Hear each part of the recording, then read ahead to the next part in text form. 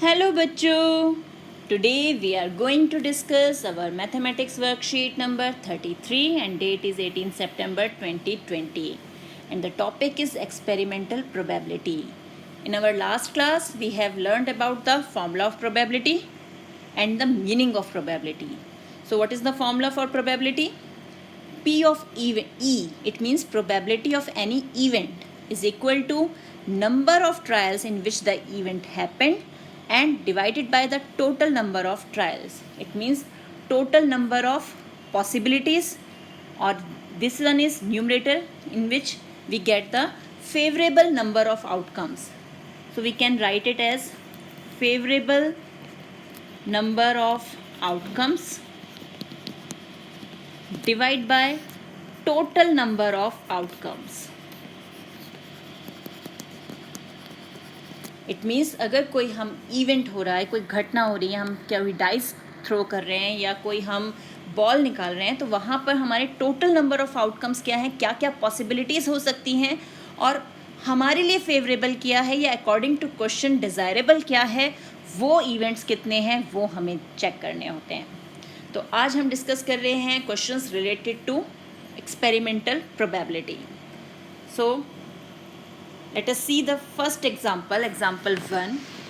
A coin is tossed 1000 times with the following frequencies. We get head 44 for 55 times and tail 545 times. Compute the probability for each event.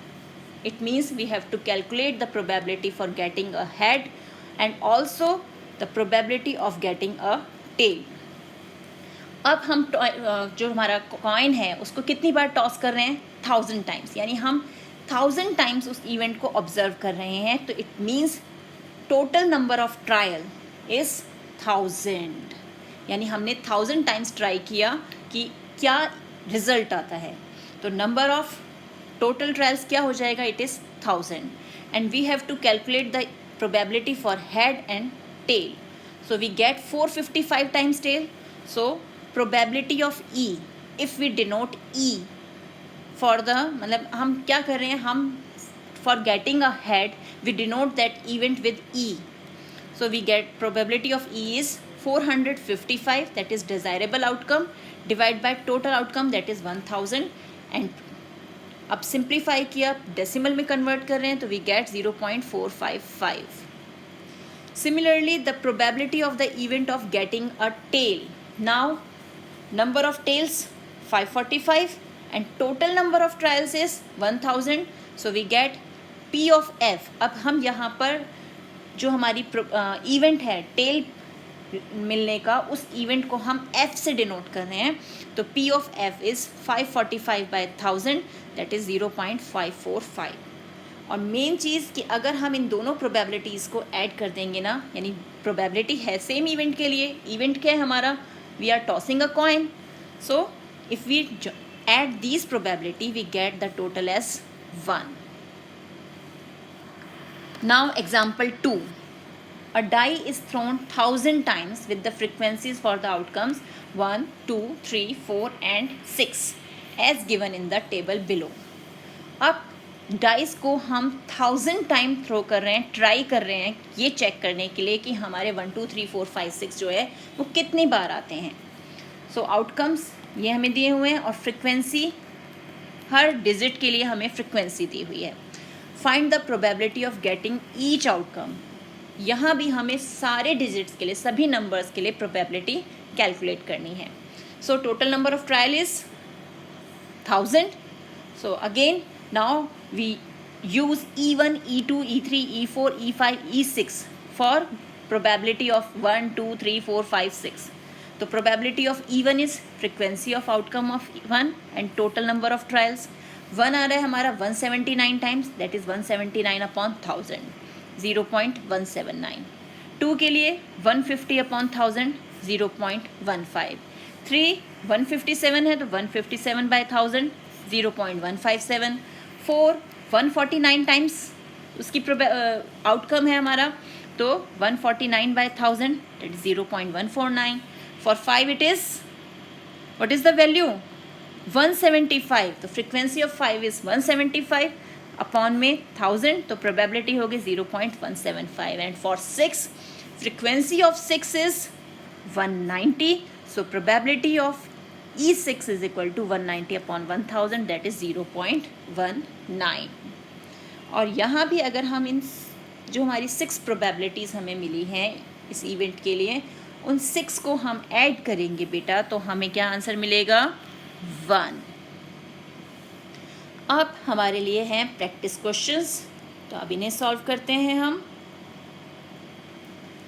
3 coins are tossed simultaneously 200 times with the following frequencies of different outcomes: 1 head, 2 head, 3 heads and no head. If the 3 coins are simultaneously tossed again, compute the probability of getting 2 heads. तो अब हमारे पास trial कितनी बार किए गए हैं 200 times. तो अब हमारे पास क्या आ गया टोटल नंबर ऑफ ट्रायल्स। तो टोटल नंबर ऑफ ट्रायल्स जो हैं हमारे वो तो हो गए हैं कितने 200 तो it is equal to 200 and we have to calculate the probability of getting 2 heads. So what is the frequency of 2 heads? 2 heads की फ्रिक्वेंसी है 72 तो फ्रिक्वेंसी ऑफ 2 heads तो हमारी फ्रिक्वेंसी है 72। So if we use E to denote the frequency of 2 heads या probability of 2 heads as E तो probability of E is equal to 72 that is frequency upon total number of trials. और फिर हम इसे करेंगे simplify यानी simplest form में convert करेंगे then we will get 9/25। So the probability of getting 2 heads is equal to 9/25। Second question is the percentage of marks obtained by a student in monthly unit test are given below. अब unit test 1 2 3 4 5 unit test हैं और उनमें marks हैं ये। Based on this data, find the probability that the student gets more than 70% marks in a unit test. अब यहाँ पर total number of trials means कौन सा इवेंट हो रहा है यहाँ पर इवेंट है हमारा यूनिट टेस्ट का इवेंट। तो total number of unit test हमारे पास कितने हैं 5 तो यहाँ आ गया टोटल नंबर ऑफ ट्रायल जो है वो हो गया 5 तो ये मिल गया हमें 5 and we have to calculate the probability of getting more than 70% marks. तो 70% से ज़्यादा मार्क्स कितने टाइम्स आए उसके 1 2 3 4 सो तो हमारे पास मोर देन 70% मार्क्स जो हैं मोर देन 70% मार्क्स वो हमें कितने बार मिल रहा है हमें वो मिल रहा है 4 टाइम्स।